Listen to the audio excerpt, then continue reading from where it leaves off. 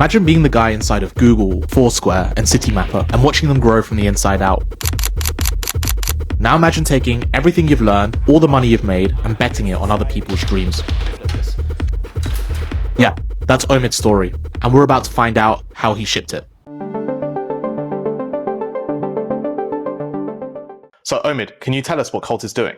Yes, and Cult is a sidekick for gamers. The most simple way of describing it is that it helps people discover game content, it helps them remember game content, and it helps them as they actually play the game to get the most out of the game rather than having to faff around. Can you tell me how to get from here to Godfrey the Golden Shade? Got it. I can help you with directions to Godfrey, First Elden Lord, Golden Shade. You are currently at the Avenue Balcony site of Grace in Lindell Royal Capital. Is that correct? Yes, that's correct.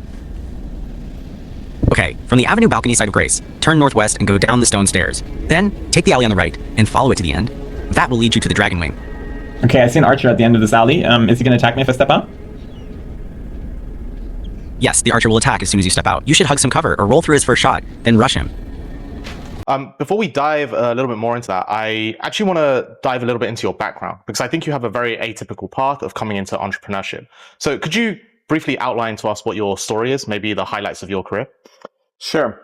I don't know about atypical, but it is, everybody has their own path, right? So by definition, every path is atypical to an extent. I was employee number 3,000 at Google, which was a really crazy time to join the company. I was there for 7 years in Dublin, London, and San Francisco, mostly in business roles. And when I left, we were 150,000 people. So I think the 50x growth of an organization, being part of that, was really an interesting journey to be on. And obviously, Google was a very cool place to work at, and I had a lot of different jobs there that were quite interesting. The other thing that I think was exciting about it was that I got a promotion every 18 months because the company was growing so fast, right? And that is not something that a lot of people can experience, but it kind of made me very frustrated quite quickly as the company grew and that pace wasn't there anymore. So by definition, I was like, okay, I need to look at something that is smaller where there's more dynamism, even though I was probably in one of the most dynamic teams at Google. So I joined a company called Foursquare. It's a social local mobile company that was trying to do essentially a social media network on top of places. Mm-hmm. You checked into places, you became the mayor of a place, you could get like discounts of a place when you interacted with places, etc. And you could see where all your friends are checked in. It was a really great company. I was there for 2.5 years, managing director of Europe. It was kind of a transition from me just doing business roles to doing more than just business roles. I was also heading up operations. I was, in charge of growth. I was in charge of sales, partnerships, etc., which is cool for me to experience that and kind of grow my career in that direction. But the company fundamentally had an issue. It was competing with Facebook. This is, by the way, a thread in my career. And then I joined a company called Citymapper, which is essentially the same towards public transport that Waze took to driving. Mm-hmm. Google Maps tries to do many things. Some things are better done in a separate app that dedicates all the pixels of the app to that use case. And Citymapper was just solely focused on public transport commuting in the morning and in the evening, whenever. And I was the fifth employee. I can't even remember exactly what it was, but it was a small team. And when I joined, we were in 2 cities, and 6 years later, we were in 150 cities and had, tens of millions of users. My responsibility was mostly covering the business side. So everything from legal to hiring to business development, operations, etc. So it was really, really, really fun ride, literally speaking. And forgive the pun. Yeah, exactly. After that, I kind of did a short stint in a B2B company that Angel invested in, became a COO there. Mm-hmm. And yeah, I think it was really interesting for me to be in the B2B environment for the first time. But yeah, a lot of the same problems, especially as a CEO, really. I was there for a year, took a career break, and then transitioned into angel investing and advising. And did that for a couple of years. Invested in more than 40 companies, roughly speaking. Some micro investments and bigger investments. A lot of them actually in the recent years were I joined early stage to help startups do their pre-seed raise. And by doing so, I learned a lot about AI because a lot of those companies were AI companies. And that's when I kind of felt the itch again to get back into doing something myself. So you've seen a lot of companies go from the early stage environment, number 4 at Foursquare or Citymapper, and relatively early on in the Google journey as well. Why do you think organizations move slower, or why do you think they're not as exciting as they progress later into their life? Yeah, it's a good question. And I think the one that most founders think about obsessively. I would put it down to a few things. One, or in an abstract way, I would just call it gravitation.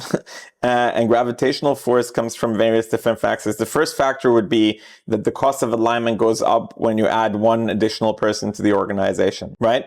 And this is in perpetuity, right? Because over time, you're deciding that your strategy is changing and you need to communicate now with 30 nodes rather than with 2 nodes. And the sheer fact that you can't have everybody in the same room and you can't just always talk about stuff casually speaking and kind of dissipate the information in a non-informal way as well, it makes it a lot harder in the environments that we live in currently, especially if a company is like, I don't know, 500 people and you have multiple offices. This whole thing becomes a lot harder. That's the first thing I would say, alignment.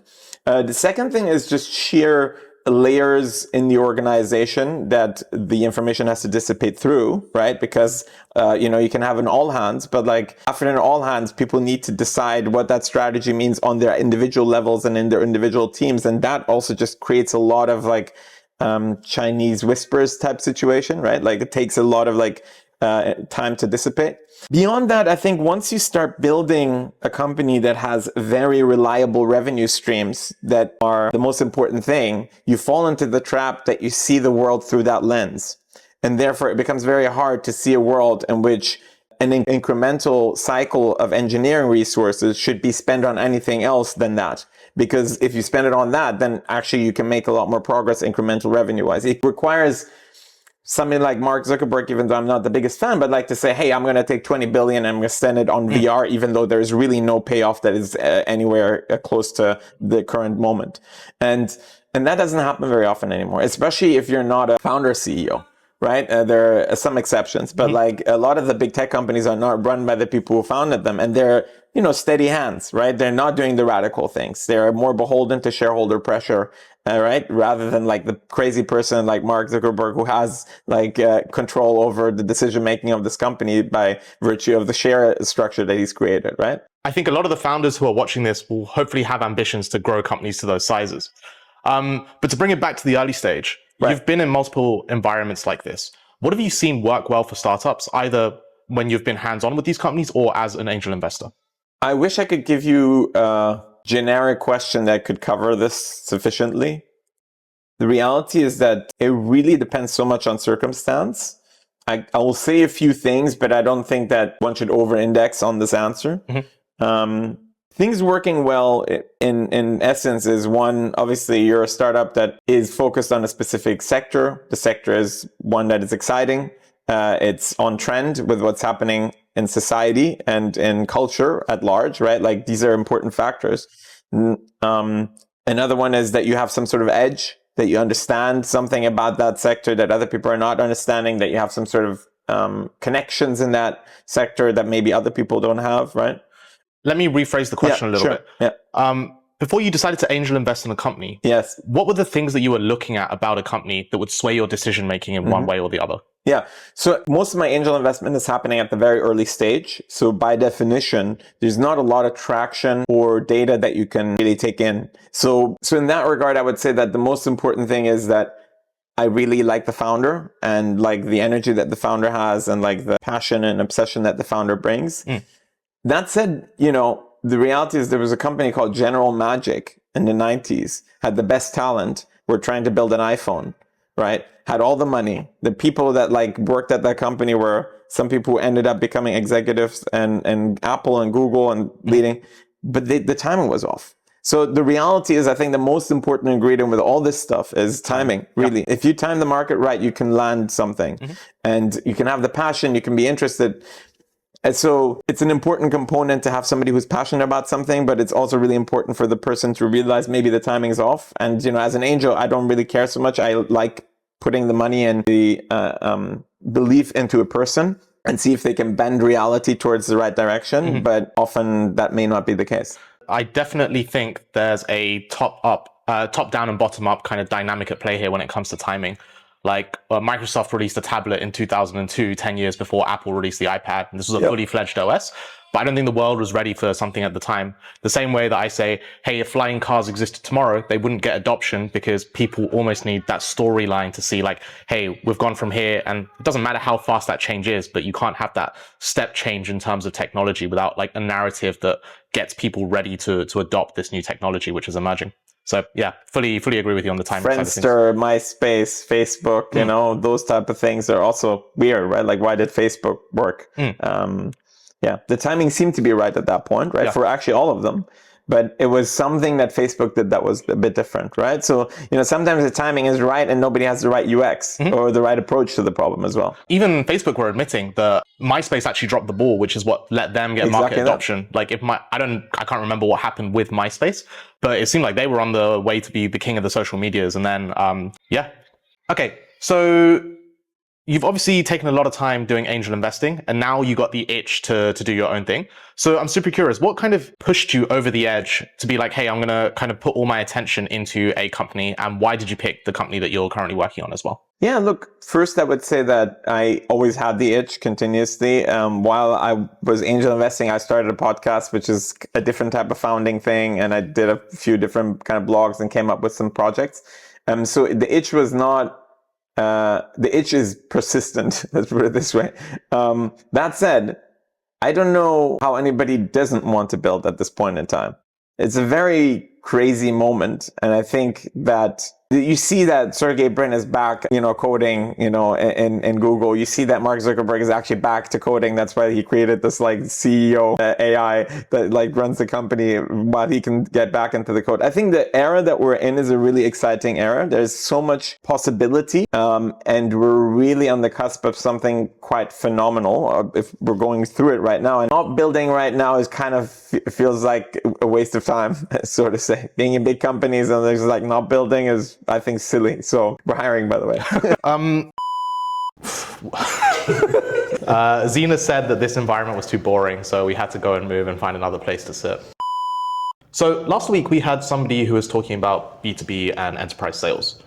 Your market here is quite different. It's not quite consumer, leaning more towards that side, but it's not quite to the same level where you'll need to do account-based outreach. So how do you plan on growing Cult or a gamer-based product in general? I would say it is consumer. And I think the lesson that I've learned with consumer really is there's building a good product as the main thing is how you grow a company.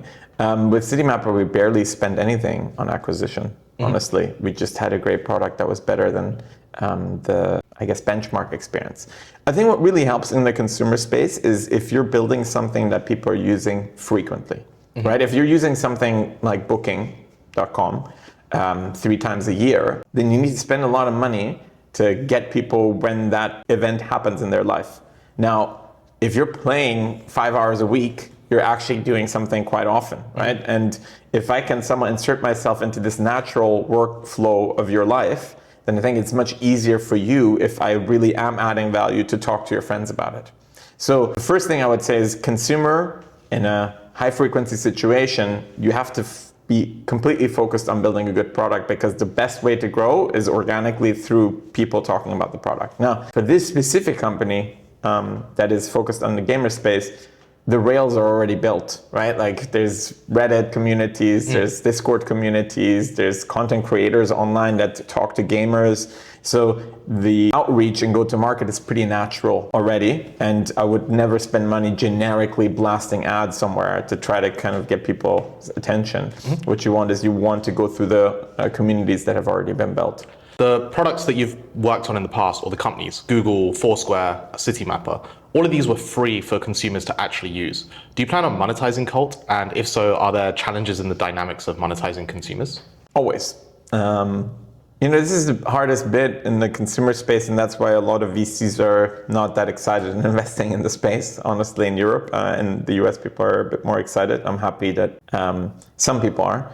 And the way you have to think about the problem is, can you create enough value so that ultimately you can charge people for something? Now, with Citymapper, just to kind of focus on that example, is the competitive dynamics were as such that Google Maps was for free and pre-installed on every phone. And Apple Maps is for free and pre-installed on every phone. So I think the value that we created would have probably warranted for people to pay a subscription, but not if the benchmark experience that is a little bit worse is for free and pre-installed, right? Yep. So the dynamics of the market really matter.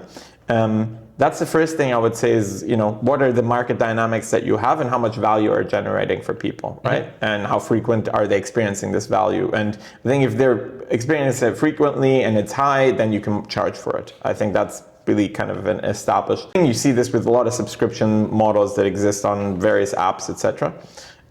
Dating being an example there, right? Like a lot of people are paying for dating apps, no problem. But I would also say that it also very much depends on unit economics, right? What is the other side of this looking like? If you think about what we want to do, a lot of it relies on, generative AI, and the cost base there is just dropping month by month by month. And when you see that cost base is dropping, is it actually possible to do things, maybe not in a subscription-based model, but in other alternative models? I would never want to go to ads, but like some people would take an ads model. Are there ways you can do a B2B2C thing? Is there data that you are gathering that has some value? There's various different angles always to monetize consumer product companies that are not directly requiring the consumer to pay for it. Important thing there being it all has to be above board and it has to be very clear for the consumer how they're actually paying for the product, right? Mm-hmm. Rather than just selling off their data, right, and not telling them. Cool. So as a gamer myself, I fully see how and where Cult would actually be useful and enjoyable back when I was playing single player games, my experience with this. To bring it back to the previous question, how would you get your first 100 users? Paul Graham has this post, do non-scalable things for the first 100 customers or 1,000 customers, whatever it was. I think it's really at the very beginning, what's the most important is that you don't get anyone, but you get people who are very engaged and are giving you the truth about your product. Mm-hmm. There's something that you can say about analytics at scale and how they can actually unveil product truths that are not clearly visible to you. But at a small scale, that's just noise. Whatever analytics you have is just noise. Mm-hmm. What you really need is qualitative information. So that means that whoever you're getting as the first 100 people, and getting 100 people really shouldn't be hard for anybody if they're really passionate about something, they can get out there. There's like so many channels that we have now to just give things away for free for 100 people to actually qualifying those 100 people for them to be either maybe experts in this thing or being really into the thing or really having an opinion on the thing, and more importantly, being willing to communicate with you about how they feel about the thing in an honest and engaged way.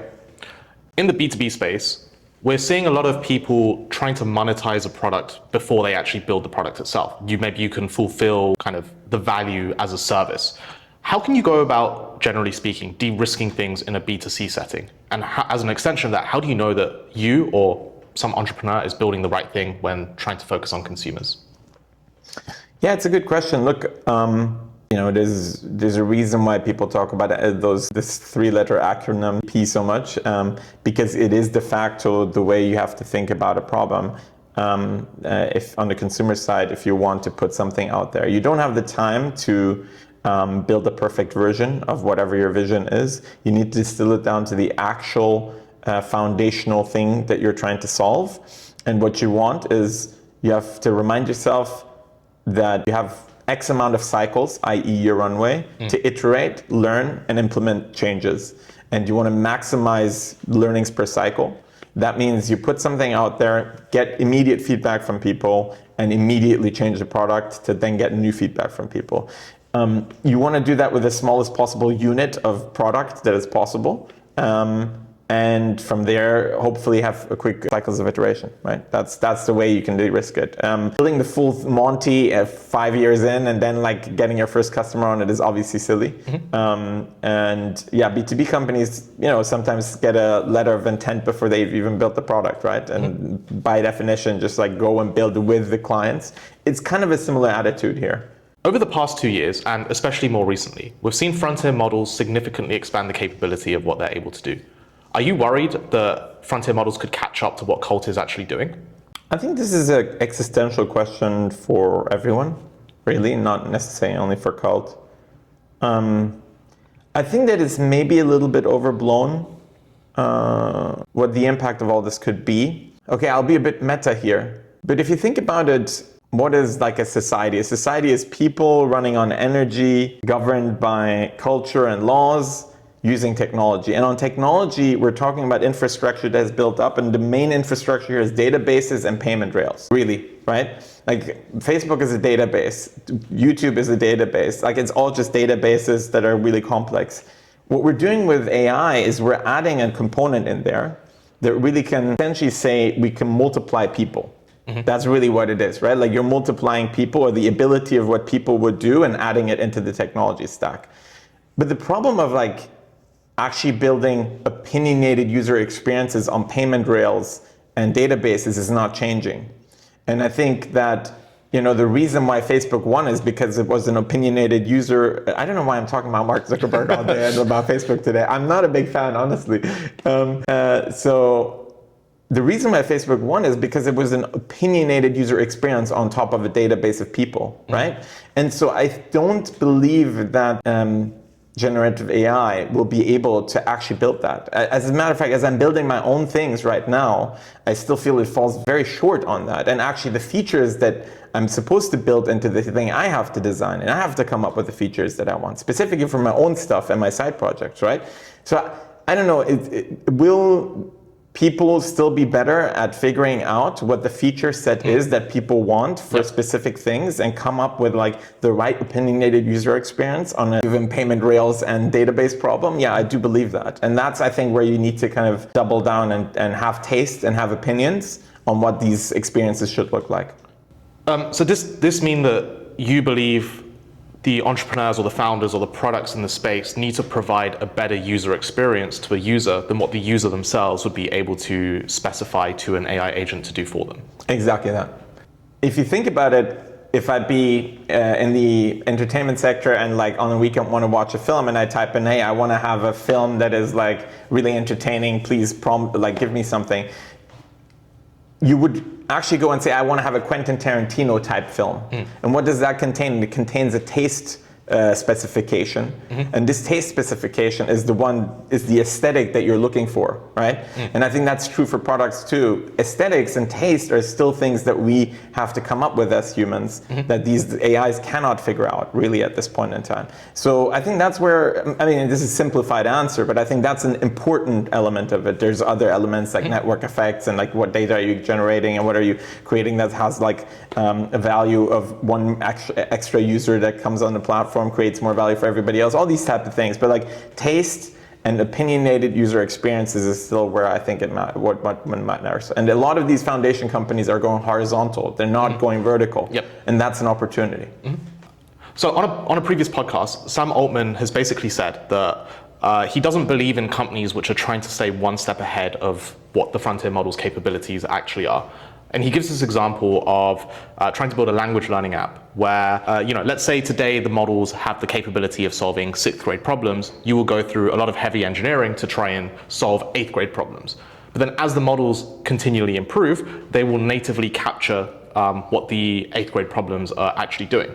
So he says the right way to build products around AI is to actually like ride the wave and kind of accept that, hey, today we might not have a full solution, but tomorrow or when the next release of the model comes out, like the capabilities are going to expand, and therefore you don't need to waste like a significant amount of engineering efforts.